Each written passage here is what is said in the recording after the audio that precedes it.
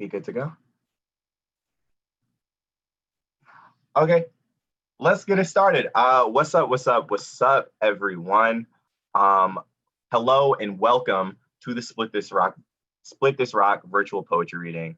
So happy to have you all here digitally and super duper excited to bring three incredible poets to your screen. My name is Kenny Carroll. I'm a poet, host, and I work as a teaching artist for Split This Rock. Some facts about me: I can't read in cars, I'm from DC, and blueberry pancakes are the best pancakes. And you can follow me at KennyC113 if you like to. Today, I am wearing a short sleeve button up that is white and brown. Skin is brown and I have black locks that are up in a bun. Behind me is a blue wall and a brown door. Each poet will be giving a visual description of themselves in the same style I just did. If this is your first time learning about Split This Rock, welcome to the family. Split This Rock is an organization that works at the intersection of social justice and poetry.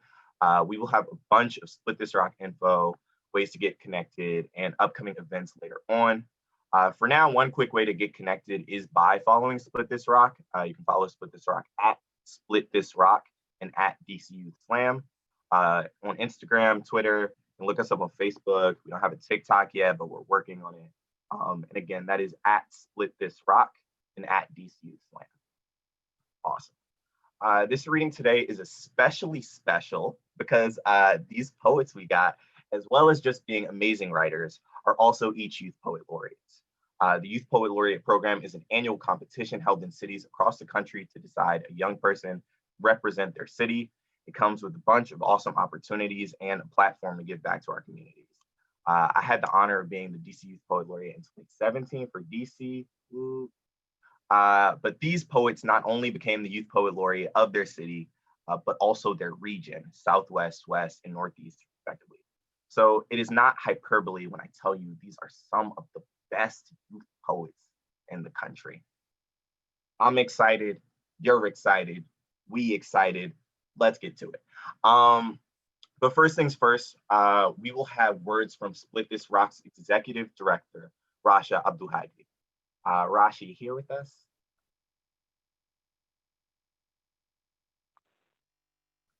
Yes.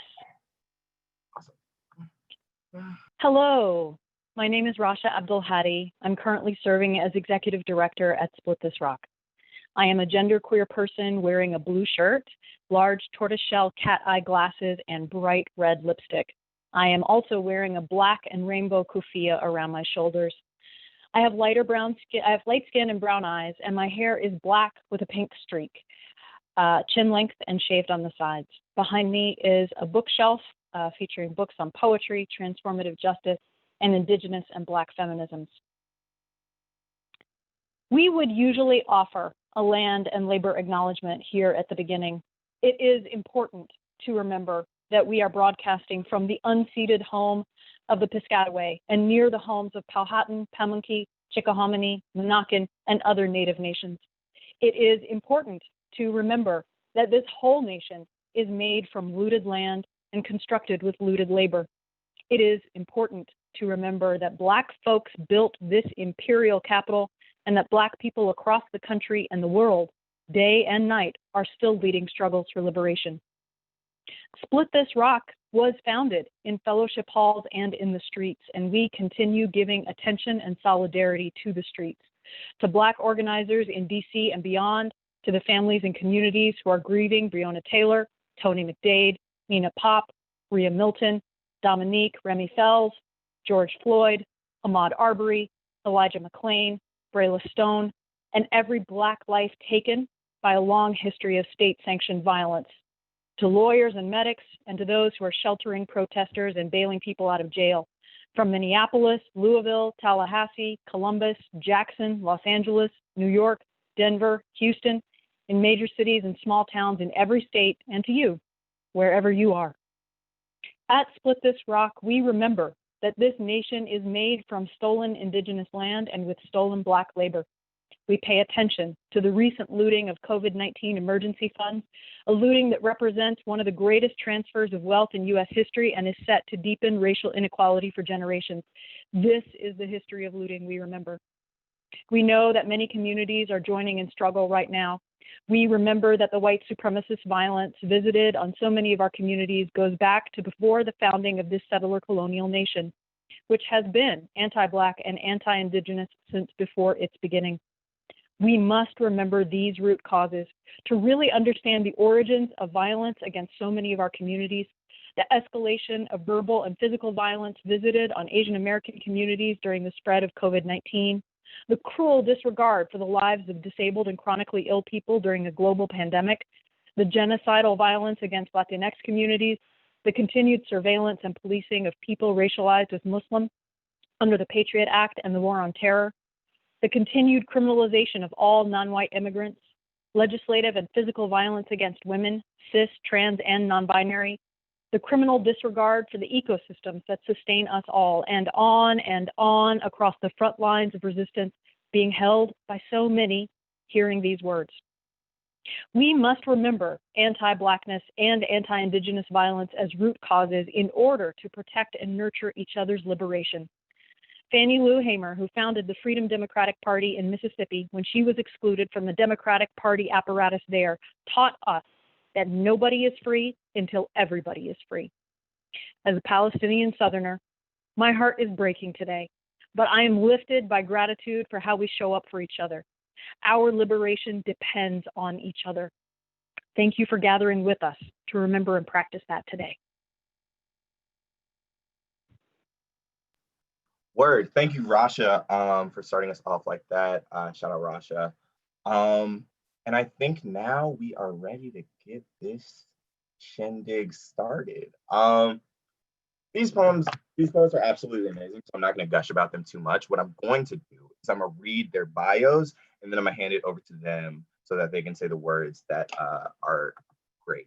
Cool. So starting us off, Jackson Neal is the 2019 Southwest Regional Youth Poet Laureate and a sophomore at the University of Wisconsin, where he is a member of the First Wave program and a 3-time member of Houston's premier youth poetry slam team, Meta for Houston. He's the 2018 Space City Grand Slam champion, a 2018 National YoungArts Foundation winner in writing, and a U.S. Presidential Scholar in the Arts nominee. His writing and videos have been featured in the Houston Chronicle and Houston Public Media. Please, at home, bang your hands together, stomp your feet, whatever you need to do to get ready for Jackson Neal. What's up, everybody? Thank you so much, Kenneth, for that intro. My name is Jackson Neal.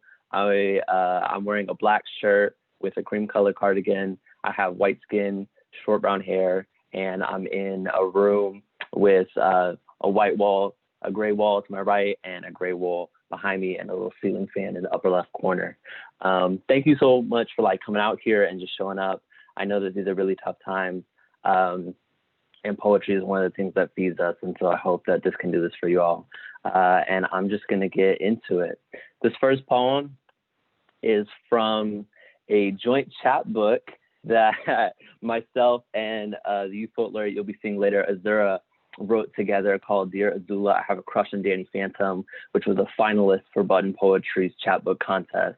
I don't know what the age demographic of our listeners are over here, but for those of y'all who don't know, Danny Phantom is a Nickelodeon cartoon character about this teenage boy that can turn into a ghost and fight other ghost monsters in his free time. And he is also the heartthrob of so many Gen Zers. So here is I Have a Crush on Danny Phantom. I have a crush on Danny Phantom. So the story goes, I'm 13 years old and my family finally has cable.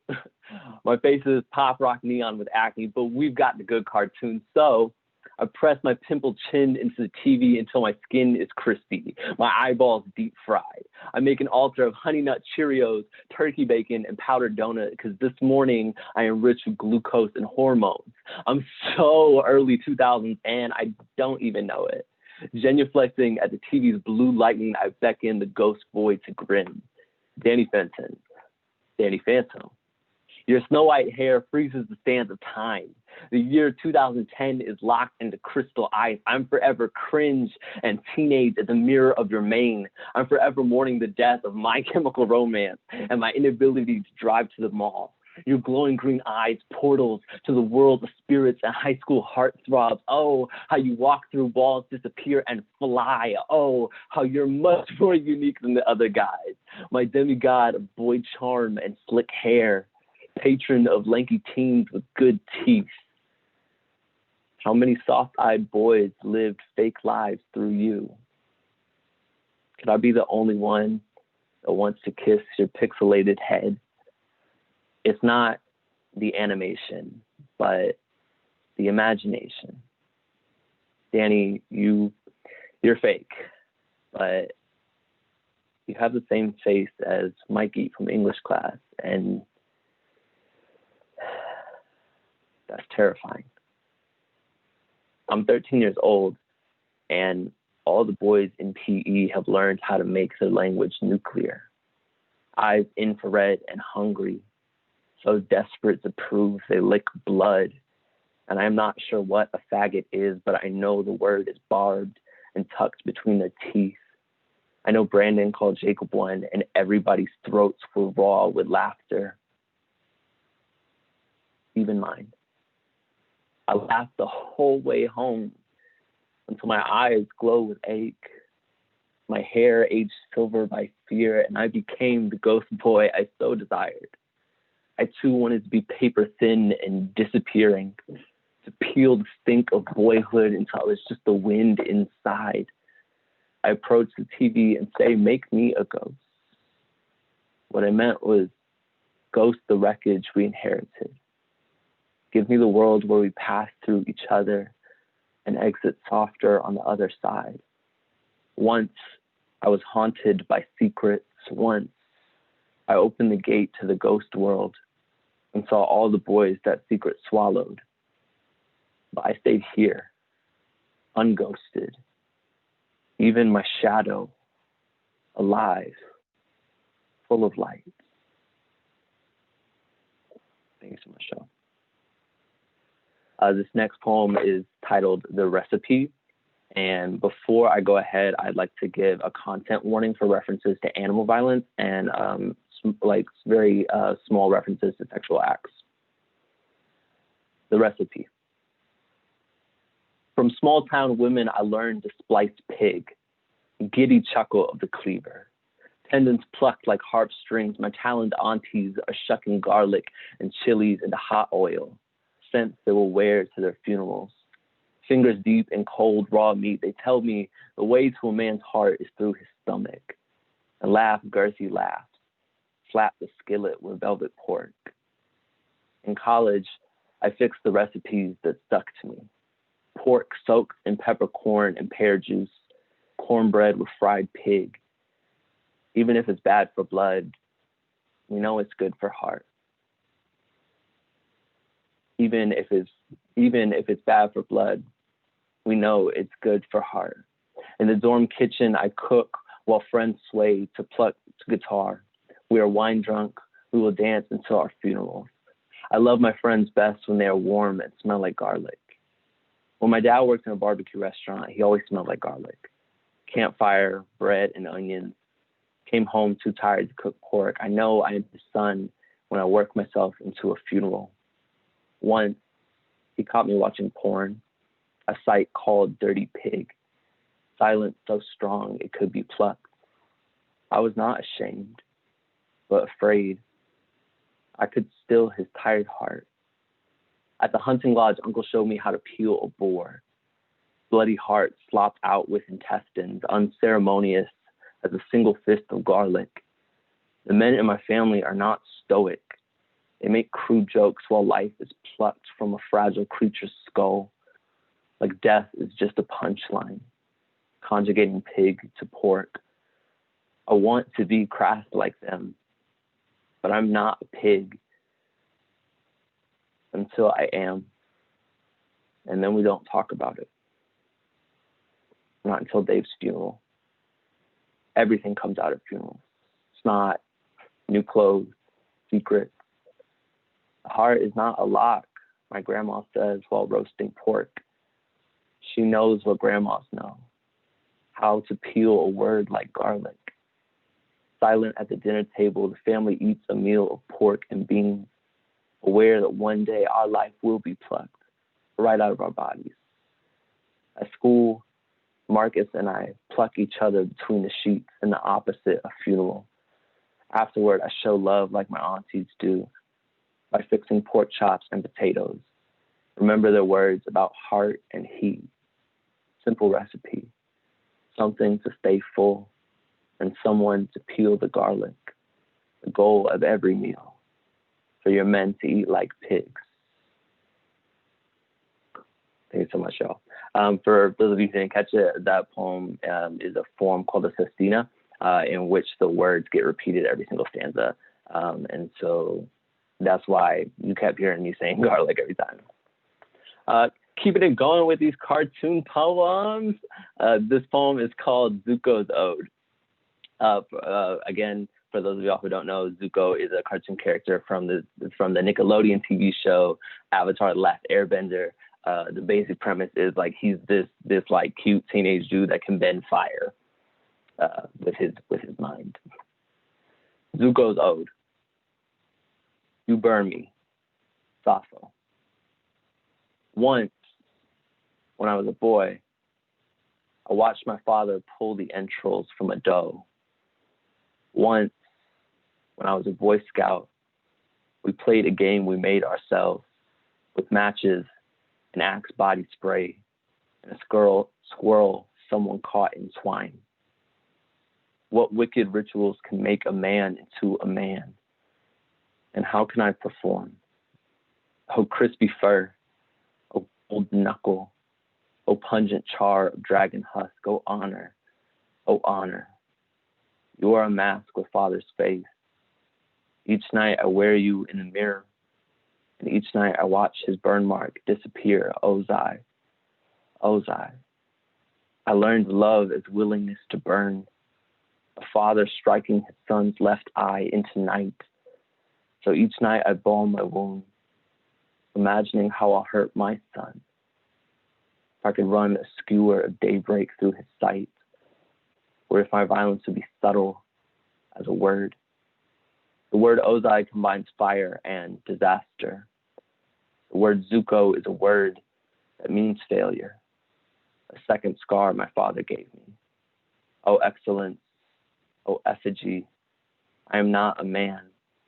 I am the creature shame will make of men. Oh, blue fire, oh, sister dearest, I am not a monster. I am a boy who wants to make his father proud. Zuko is definitely my heartthrob and like the patron saint of daddy issues. So I hope that y'all felt that one. For 6 years, I trained in Taekwondo at a dojang owned by the U.S. Olympic team. I do not like to fight, but I love to be broken into. Training whittled us into quick stilettos, so sharp, so sure of how we want to hurt. First time I knocked wind from lung, I wore the hot breath like a gown. Every bone bruised blue, penny bright split lip taught me how to love a wound. Don't know if I am boy or blade. When I bow before the mirror praying one day that ugly effigy will buck. Every fight is between you and who you think you are. Full of pheromones and lightning, new parts of you unhinge. Old ones rattle off. In the wreck of breath and bone, something cracks open. Dark hours at the heavy bag, I slam my knuckles raw. The skin on my fist came off easy, like wet paper. Someone was trying to get out. Dressed in pulp and sweat, I saw her. The feminine in me. Red bullet of my lips.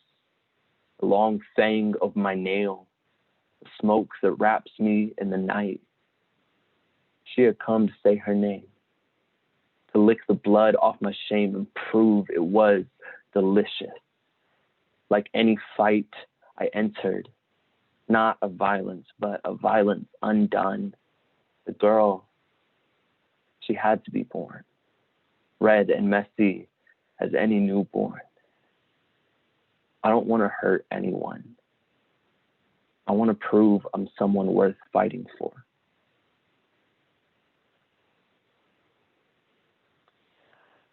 This next poem is called God Does a Dip, after Danette Smith. Content warning for references to violence against women and LGBTQIA+ people.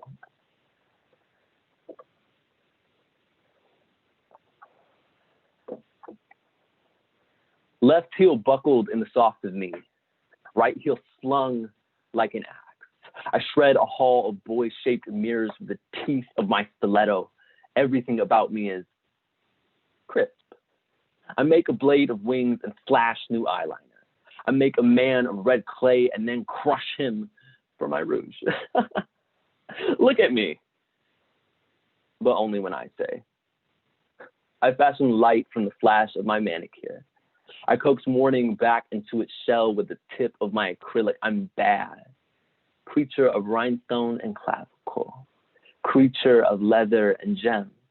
Even my boy name shatters when I clack against pavement. Look at me. And don't look away as I drip from your sky. A petrol bird, a wisp of fire, laying waste to men who envy me. Is this what it takes to keep the queens alive? All the boys split at the seams. At a library in Houston, a white man in a MAGA hat pointed a gun at a drag queen that was asked to read stories to children. When I walked to my car in makeup, a hive of frat boys threatened to beat me. There are men so afraid of women, they would torch their own mothers to forget where they come from. I steal lip gloss from my mother's purse and invite the same sometimes. I'm both my mom and the match. So what to do but let our bodies fall, like rain kissing the forest fire. The walls weep at the party, christened by our sweat as we throw ourselves into the air. A legion of lace-dyed women cackle, I'm dead, meaning I have left Earth. One by one we jump, faces stretched so wide, they split.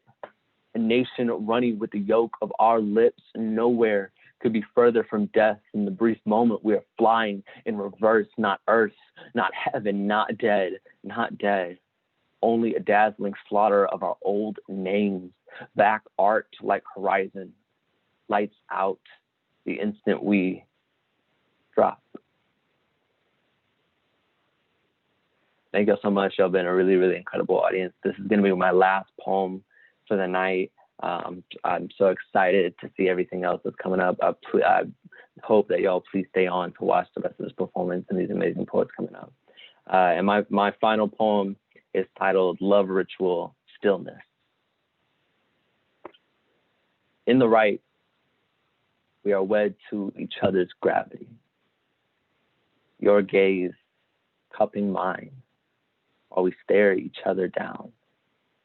You are terrifying and electric. Days unspool in the oracle of your eye. I know my place, but I'd rather be here in the world between two mirrors. This is sex before sex existed. That look that could unmake me. We're timeless until we aren't. Everything undone in an instant.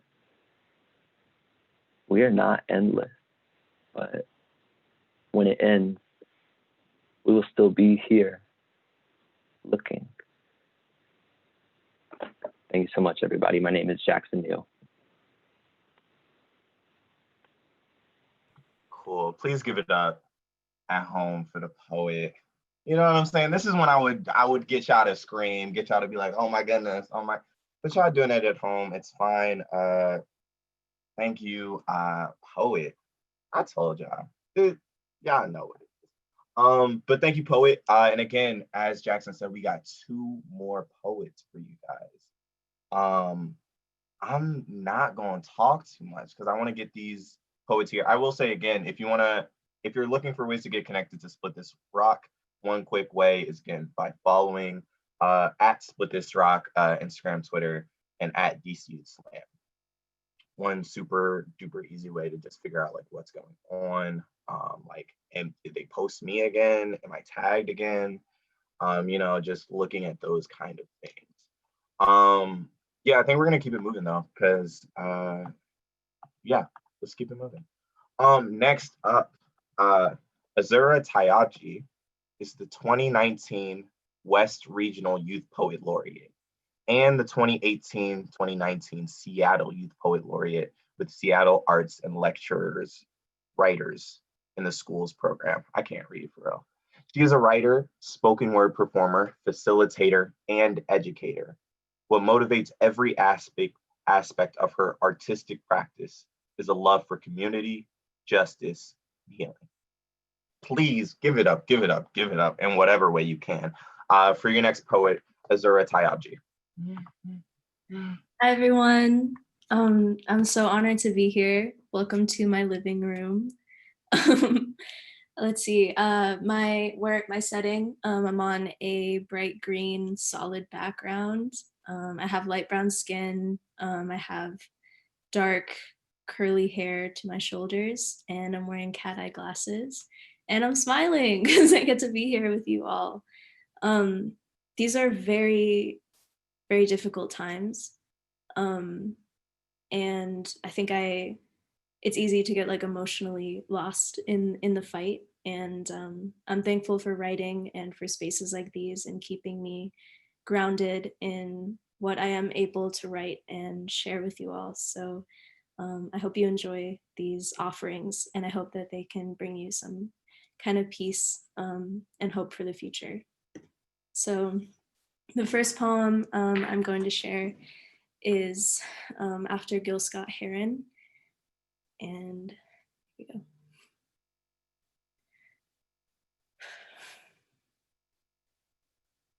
Recently, I'll give a trigger warning first. This mentions police brutality and lynching and violence against Black folks. So do what you need to take care. Okay. After Gil Scott-Heron. Recently, NASA discovered 7 Earth-sized planets orbiting a single star 40 light years away. 1. Another Black woman has crumbled to take a bullet in record time again. There is no spaceship named after her. We forget her name was ever spoken outside a bulk order eulogy. Meanwhile, Whitey is 40 light years away, making history in the way white men love to be the first to tame something, content with being left alone. Whitey has dreams of more heroic adventures than his name being remembered after the funeral, too. 6 Black people are lynched in 1 month, and Whitey is 40 light years away. He's terraformed his new planet, grown trees unhaunted by a Black boy's neck. All the fruit that hangs here is cruelty-free. History too heavy to ship, so Whitey left it behind. 3. The families of all the Black kids gone too soon turn their faces in the pictures towards the wall as Whitey lives a new slate. 1 step for mankind, but we are stuck 3/5 of the way, so why applaud a white man for doing what he does best? Gaslighting our trauma to fuel his spaceships. 4. The Keystone XL pipeline starts running, and Whitey is still 40 light years away. He's discovered unfrozen water, dips his feet into a lake as compliant as a mirror. The long drink goes down easy, but starts to blister his throat with lead and oil rashes, bloom angry with nostalgia on his skin, and he thinks he's learned what it is like to starve, to have a planet set against you, to reach into a well and lure only up betrayal. 5. Whitey is drowning in lead, and don't this feel familiar? He is on some other hero's leftovers. This planet, too, has nothing left to give. 6. Meanwhile, back on Earth, America has crumbled under its own weight. History too heavy for the flag to fly straight anywhere but a funeral. We have decades of mourning and centuries of healing. 7. Whitey returns to Earth, thirsty for forgiveness, and we turn his ass away. We don't need him no more, and we be damned if we let him appropriate this joy in our renewed Earth. We have forgotten all the language for thank you, officer.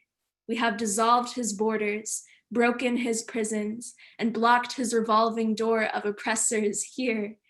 The water, it is good again. And in it we have baptized our families with names more sacred than criminal.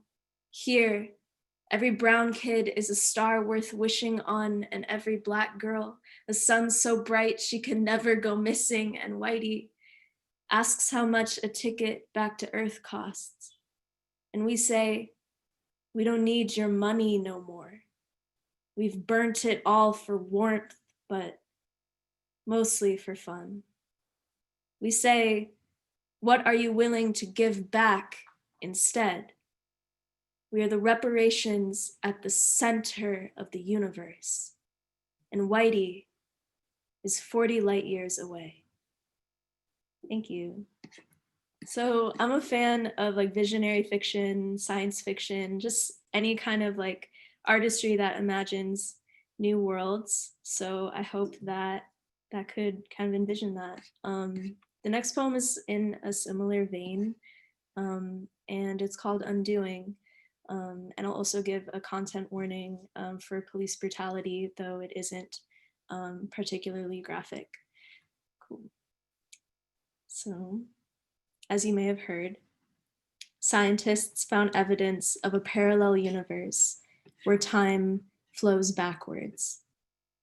Meaning, there is a universe where a cop's bullet retreats into its barrel and suffocates on its own fire, where its officer, greedy with oxygen, spends the rest of his life walking backwards. A protester walks through a window and it breaks in respect. A riot undoes a universe, and our dead are brought back carrying their daughters. Thank you. Whew. Cool. I got into poetry through spoken word, so having short poems is like a new thing for me.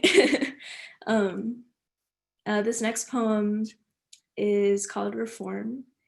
And when I was writing this poem, I was thinking of a quote by Malcolm X that goes something like, if you put a knife in my back that's 8 inches and you pull it out 5 inches and call that progress, the knife is still gonna be in my back. And that's kind of the context for this poem is, if we're fighting for reform, are we fighting for revolution? And what is lost in that thing that we call progress? So, thank you. Additional content warning for mentions of police brutality. Reform said I was surprisingly articulate. Reform told me I was free with conditions. Reform told me to be patient. It needs to be reminded bi-weekly that we matter. Reform looked at a wall of bodies and called it a parade. Reform got Twitter famous for cutting movements into sound bites. Reform wrote a think piece before calling an ambulance. Reform sold me a product with a dead man's skin on it. Reform sold my freedom back to me. Reform put a victim's name on a press release and paid the family an exposure. Reform gave me a stamp card for Black Death. Reform gave protesters the privilege of being beaten on hashtag Black Lives Matter Avenue. Reform made a committee to plan, to start, to think about, to talk about change. Reform told me I could change the world if I just begged for my life a little nicer. I will not fight for a seat at a crumbling table. Compromise has no place in my mercy, has no right to my sister's laugh, has no ownership of my brother's breath. The master's house and its tools catch fire, and we carry the match like Olympians. Gold we built, we sure can burn, sure as my brother's breath, chronic as my sister's freedom. We don't have time to beg for tickets to the next funeral. What chance do we have to lose but to watch a pig eat its young? What do we have to lose but a chance to give it more boxes to check off when it kills us, to negotiate the length of the leashes around our necks, to serve a house that will sooner skin us doormat than ever let us in? Thank you. Cool. So Jackson mentioned the chapbook that we wrote together, switching gears. It's called Dear Azula, I Have a Crush on Danny Phantom.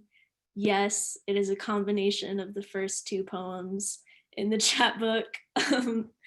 And I think I have the harder task of like defending Azula, who, if you watch the series, she's like the main villain. And she's also Zuko's sister. So just as Jackson wrote an ode to Zuko, this is kind of my ode to Azula and defending the villain of the series. And it is called Dear Azula. Cool.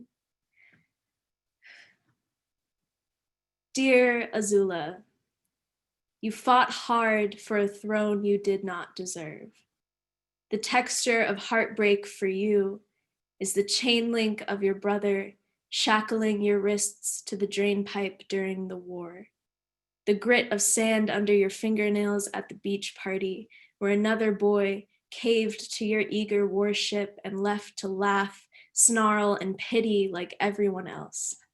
When were you allowed to be just girl and not begrudging inheritance? Not thorn bush gripping to your father's shadow, not splinters of that woman fragmenting in your mirror everyone keeps calling mother. Your brother's scar was ceremonial, sympathetic, and sexy. In the heavy silence of your bedroom before your coronation, you took scissors to your hair and no one said a thing.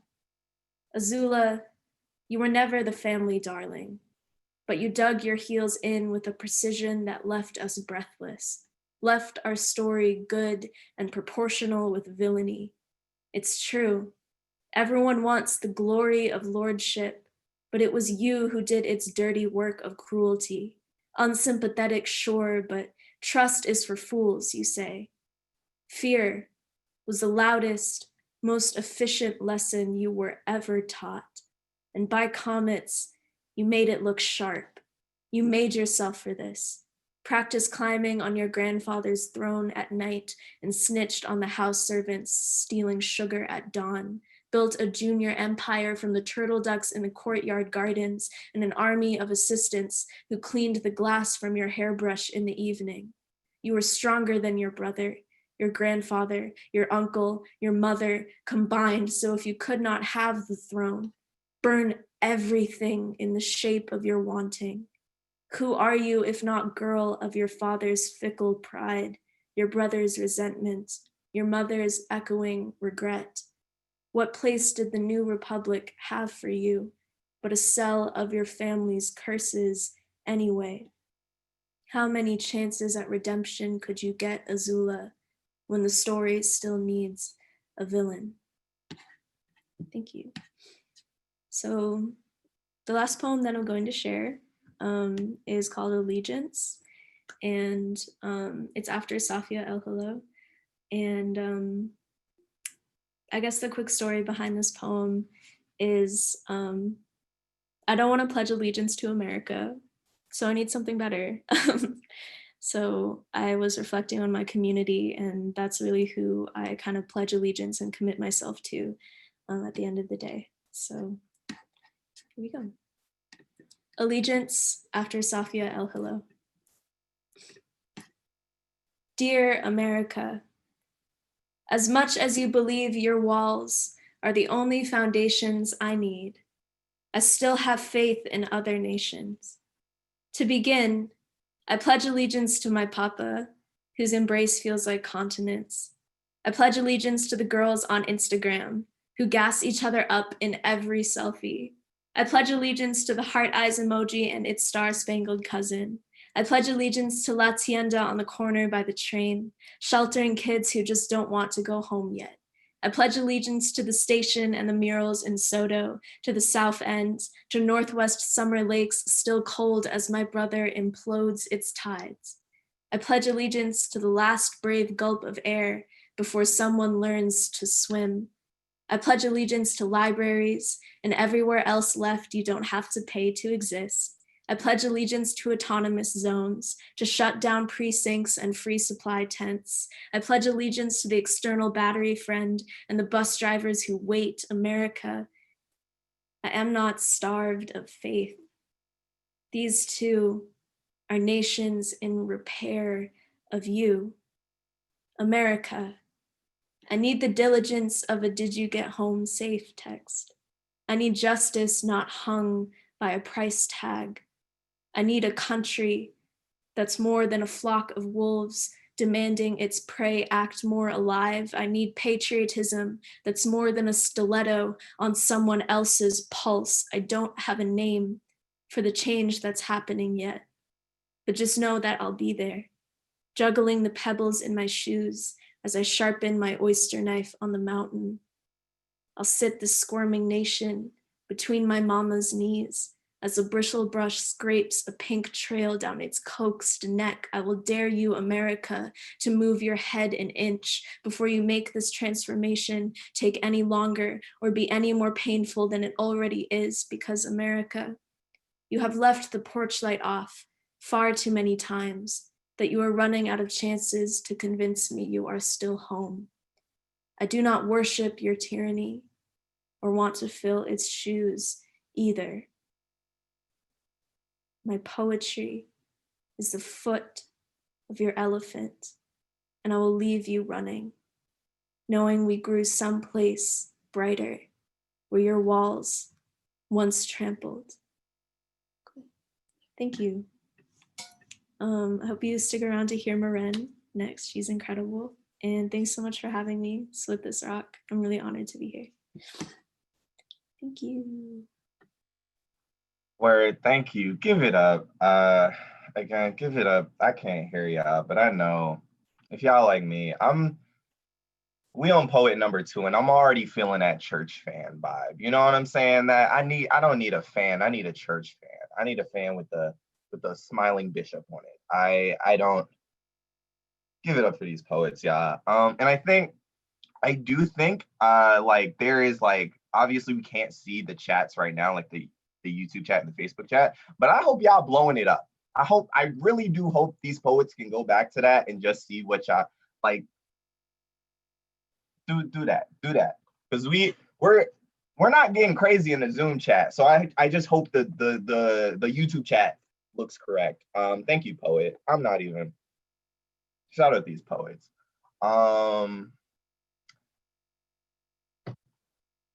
We got one more for y'all. I kind of wanna, you know, just sit for a second, let it marinate.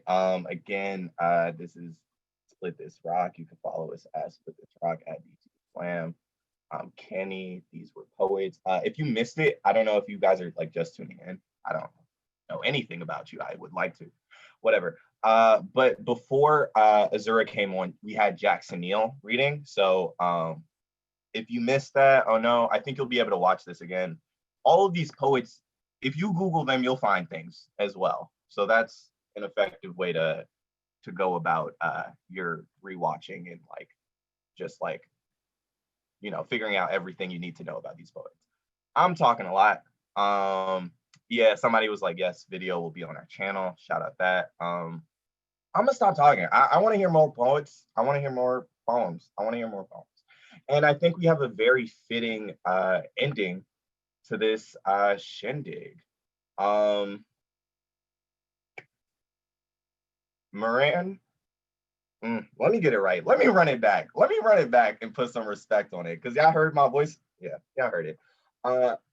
Maren Wright-Kerr is the 2019 our own Northeast Regional Youth Poet Laureate, and was the youngest to obtain the role of Baltimore Youth Poet Laureate in 2018. She is also the 2018 winner of Split This Rock's Hyper Bowl Youth Poetry Slam Festival and a two-time Baltimore Youth Grand Slam champion. This is also her fourth year on the Baltimore City Youth Poetry Slam team, with whom Maren became an international youth Grand Slam champion at the Brave New Voices Festival in 2019. That was a lot of words, but oof. She has also recently published her first collection of poems and illustrations. This book is all lowercase because I don't cap. At 18, Maren is a freshman in film studies at Pratt University and can be found on Instagram at Afro. I'm gonna spell it out for y'all real quick, but I think it's Afrodelic, AFR0DELIC. She's probably gonna repeat it too, but I'll repeat it one more time just so she repeat it. By the time she repeat it, you get it. At Afrodelic, so AFR0DELIC. And this is again a poet from around the way, young legend from Baltimore. Shout out Baltimore family. I'm gonna stop talking. I need y'all to slap y'all whatever's together and get ready for Maren. Maren, you here with us? Ooh, yes, I am. Hello. How y'all doing? I'm gonna just pretend that everybody's having a conversation so I don't feel alone. But hi, I'm Maren, or Lovey, or Afrodelic, whichever y'all want to call me by. And I'm gonna just get into this first poem, and then I'm gonna talk for a little bit. But this poem is kind of weird. It's a persona poem. Oh, I forgot to do my little visual thing. So, my skin is black. My hair is black. I've got a blue background with a peacock on a tapestry, and a space Afro woman painting on the other side. And I have a white shirt on that says, "Till death we do art." And it's one of my favorite shirts because, period. Yeah, so let's just get into this poem. But before I do so, content warning for police brutality and violence against the Black community. Okay, I haven't, this is so weird to do virtually. I'm gonna just get into it, okay.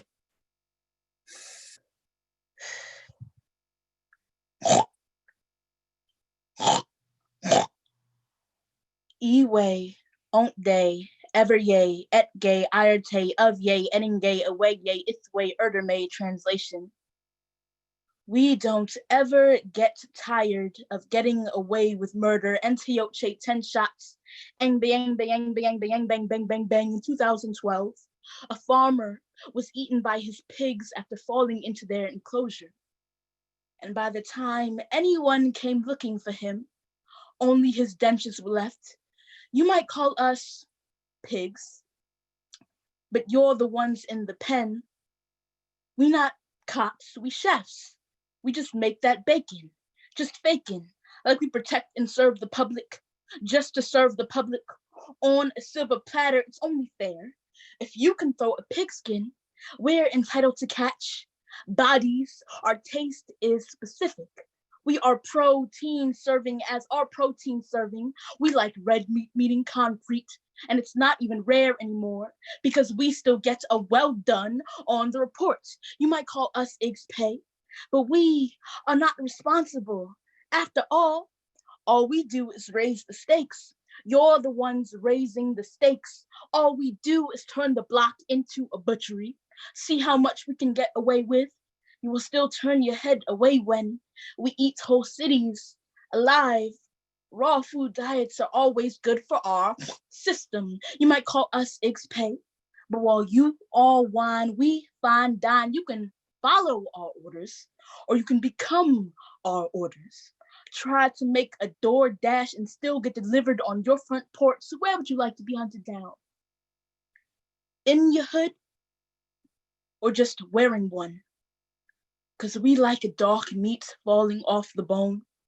Jive turkeys ain't never tasted so good. A city ain't never been so ripe for the picking. We omnivores like to peel the skin off strange fruit. You might call us pigs, but we be both chef and serial killer because the most important meal is always in the morning. Do you smell it? Young blood, bloodied young. Bowels released after death like a nigga's lease after an eviction notice. Do you see it? Black Baltimore children coming home from school, we call them fast food because they sure can run, just never for office or fast enough to save their lives. Do you hear it?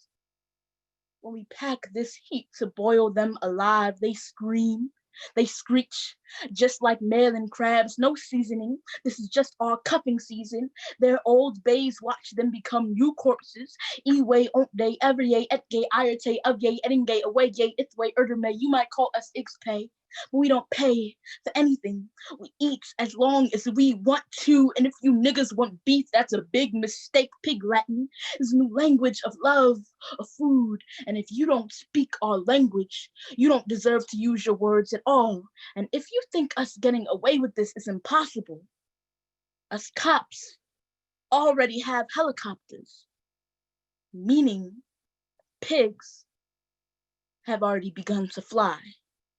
Thank you. And that's the first poem. It's called Pig Latin. I feel like it's self-explanatory, but I'm gonna just mention it right now.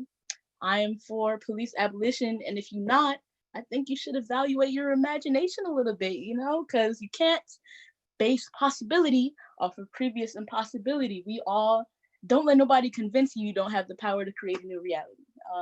Yes, abolish the police, abolish capitalism, abolish borders, abolish America at this point, because you can't build on something when a foundation is not good, because it's just going to crumble eventually, like we're seeing. And this country's foundation is built on stolen land with stolen people, and it's still stealing lives today. But anyways, so I'm gonna just get into this new poem. Yes. This next poem is called Body of Water, and it is for Alua Toyin Salu.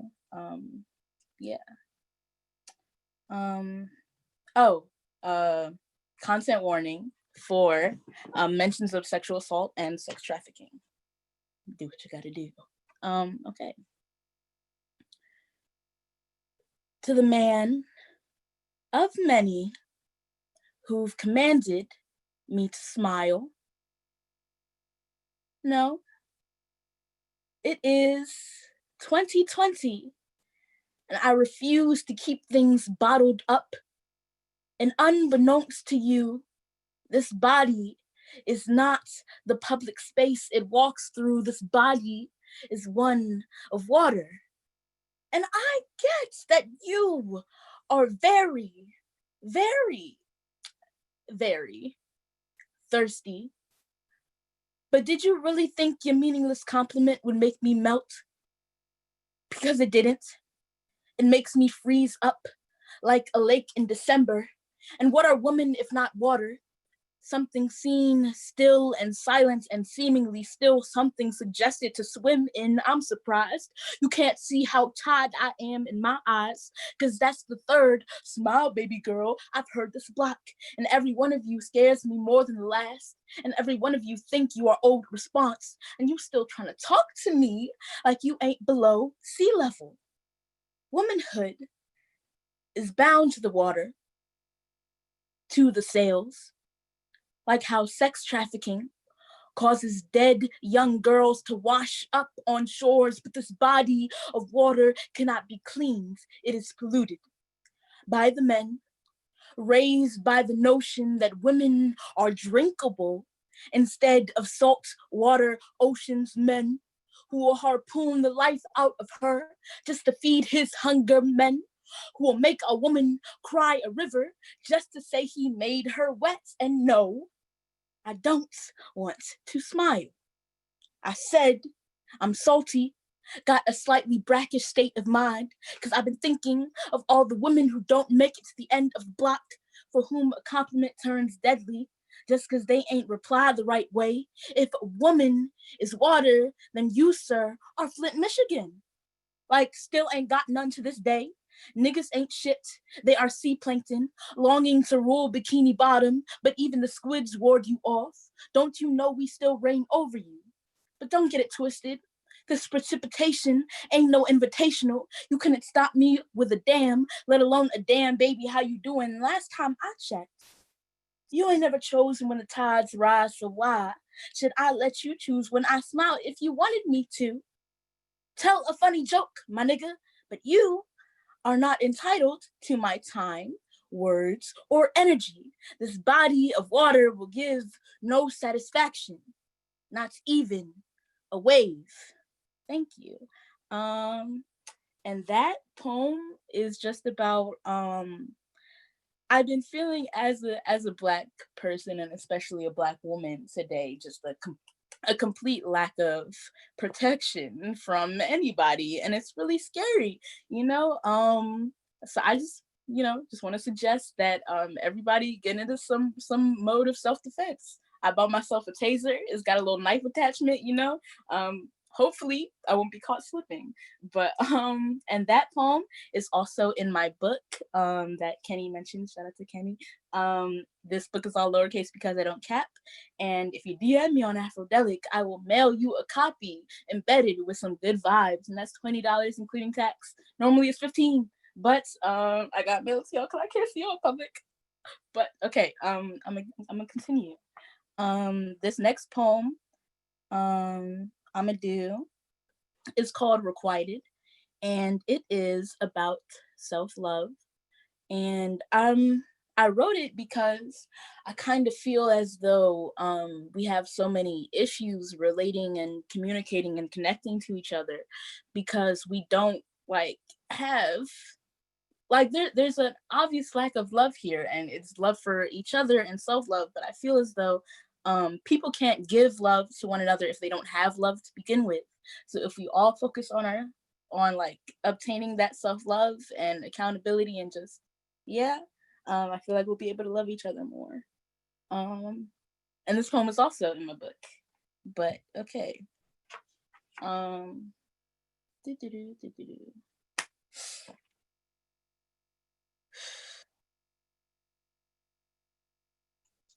I've fallen in love with you. How can I not be smitten with the prison of my soul? I kiss you when I speak. I touch you when I blink. I think my self-love ain't unrequited no more. More like I've built an undivided bond with my own body despite the industry cashing in on my insecurities, giving me the illusion of scarcity. But I love your face anyway. I love your Care Bear cheeks and puzzle piece smile. I love you. And your taste in music. I love how your hands feel on this skin. I love how you make me feel when you think you're alone, but being alone and being lonely are two different things, and we are neither because you are here. I love you. How could I not? You being, still being, you creation, still creating, you conscious exploration of human experience. How many tears have you cried for me? You are the only one I owe happiness to.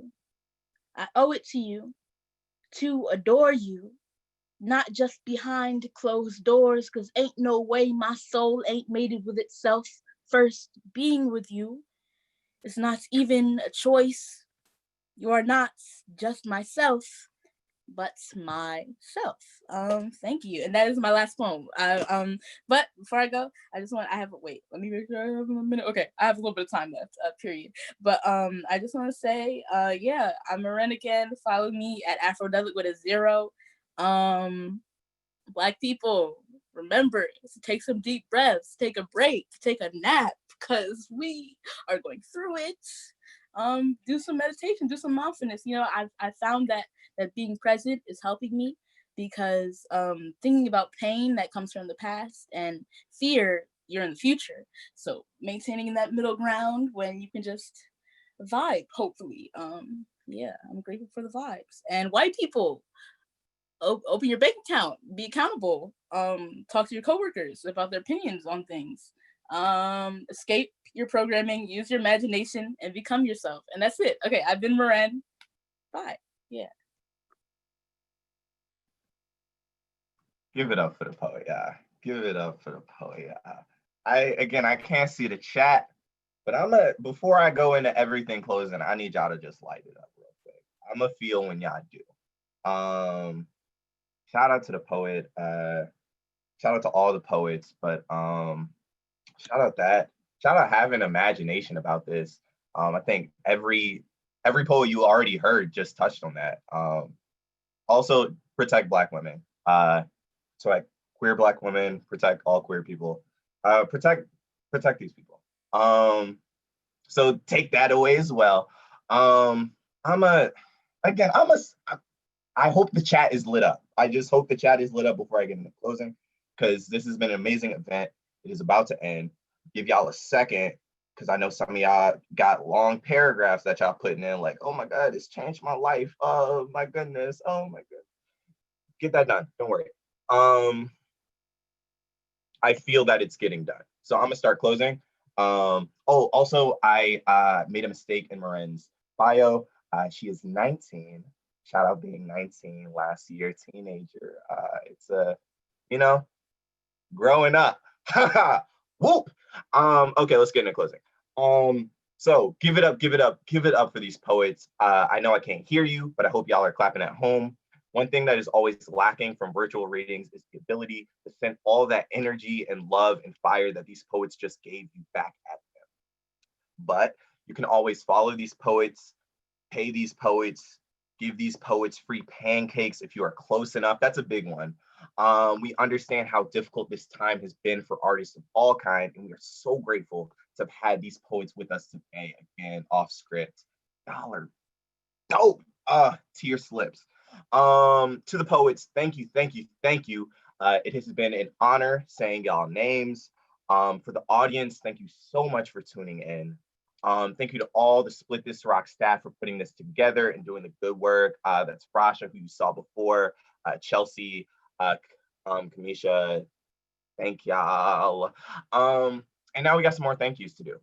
Thank you to Urban Word NYC and Dr. Camilla Davis for their collaboration in coordinating this reading. Split This Rock's 2020 virtual poetry reading series is supported by the Academy of American Poets with funds from the Andrew W. Mellon Foundation as part of the Poetry Coalition's Poetry and Protest Programming. Give us money, shout out. Announcements. If you have the capacity, please buy the featured poets' books. Follow hashtag Split This Book Fair for info on where to purchase them. So you already know about Afrodelics. Again, that's Afrodelic, and the O is a 0. We've heard a little bit about this, you know what I'm saying? This chat book between, I'm not gonna press it. I'm not gonna press it because I don't know where it is, but it exists, and we heard that it's bars, and it's fine. But what we did hear about, again, get Marin's book, follow Afrodelic. You can DM her and get the book. The book, again, is called This Book Is All Lowercase Because I Don't Cap. Also, Azura has a book, Stepwell, that is available at abebooks.com. I believe that is abebooks.com. That's abebooks.com. Shout out that.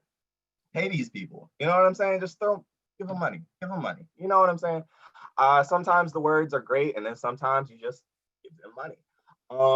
So yeah, Split This Rock opportunities. Applications are now being accepted until July 15th. I'm gonna say words correctly, I swear.